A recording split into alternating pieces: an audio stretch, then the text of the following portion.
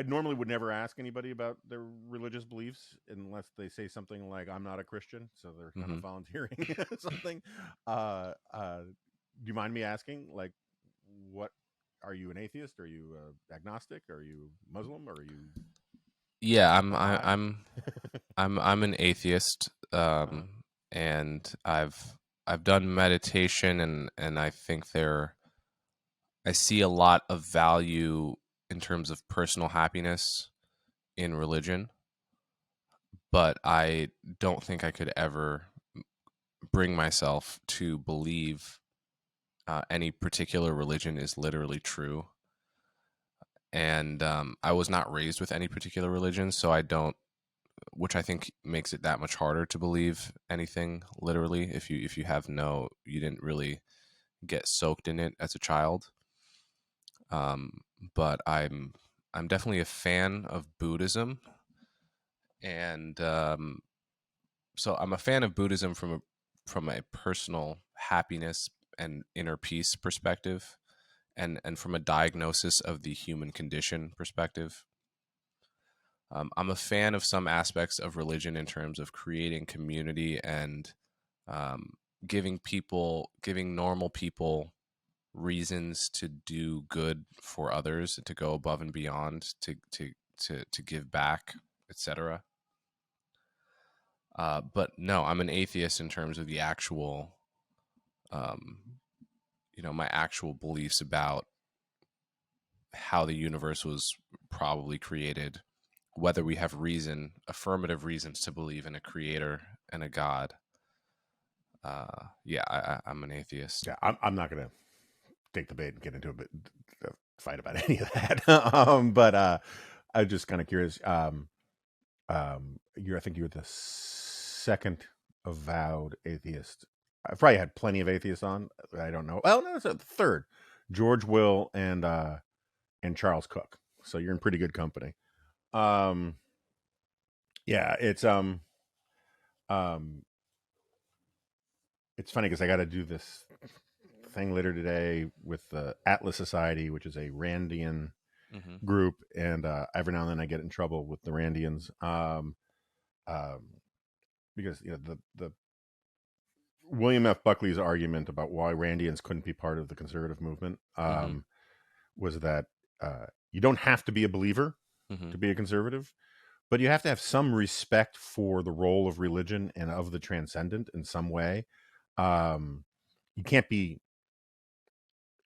mocking and antagonistic towards it and be part of the conservative movement. And I always thought that was a good good formulation because it was just sort of a practical thing. You can't, as there are a lot of jokes about atheists and vegans, because uh, all premised on the idea that atheists and vegans can't stop talking about their atheism or their veganism. And just as for a political movement, it's difficult to have people saying you guys are suckers and you're addicts of the opiate of the masses all the time. And it also just leaves out, like, having respect for religion at some level and the role that religion plays is kind of necessary to appreciate Western civilization also, because you don't get Western civilization without the interplay of the role of religion and in its development. And anyway, so I just think it's sort of it's an interesting topic to kind of get into whenever it comes up.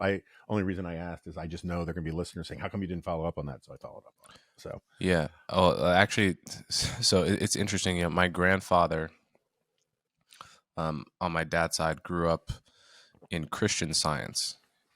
oh really? Yeah, which is it's a kind of very niche, Mm-hmm. some would say cultish sect of I guess you could call it Christianity. I'm not even sure. It's pretty distinct.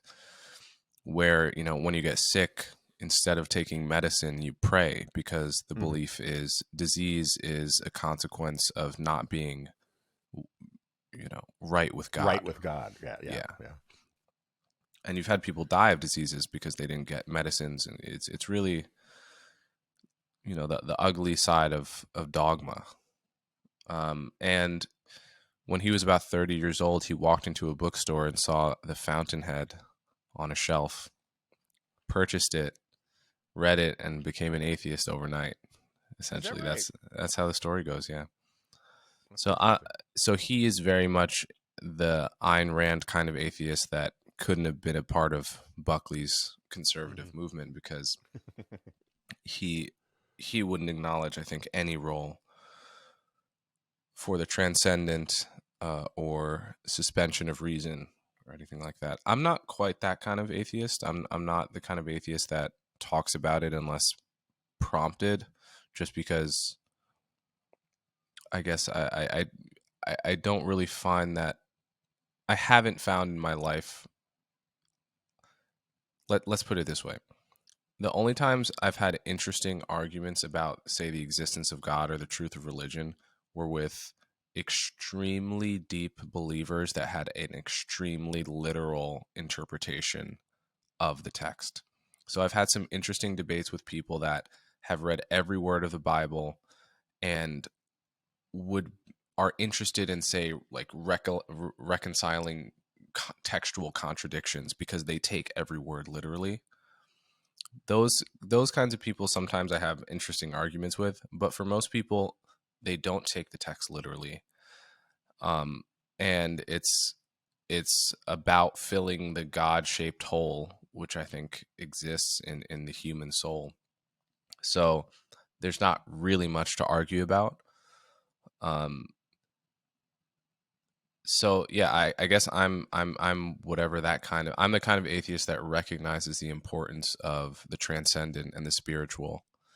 But like I said, I can't actually bring myself to believe the literal truth of any particular religion. And that, I really mean that. Like, if I wanted to, if I accepted that it was good for me, I still actually couldn't bring myself to believe it was true. Yeah. Well, I mean, if For better or for worse. Again, that may be, that may be a bad thing. yeah, look, I'm not a big, I'm not a big proselytizer of religion myself, but you know, it's just sometimes God has a sense of humor, and we'll fast forward to like 15 years from now, and you'll be, in the choir, speaking in tongues or whatever, but maybe not. I doubt it. I doubt it. Yeah, I doubt it too. I doubt it too. But that's just, it's just, I've known people who convert to religions, and the passion of the converted thing is a real thing, and I think that's true for not just religion, but for all sorts of things, including ideological conversions. I mean, some of the most obnoxious, um, uncompromising right wingers and left wingers are people who used to be on the other side of the political aisle, and I think it's something about human psychology is that it's like if you grew up in a religion, you kind of know where you can bend the rules, and where you can't.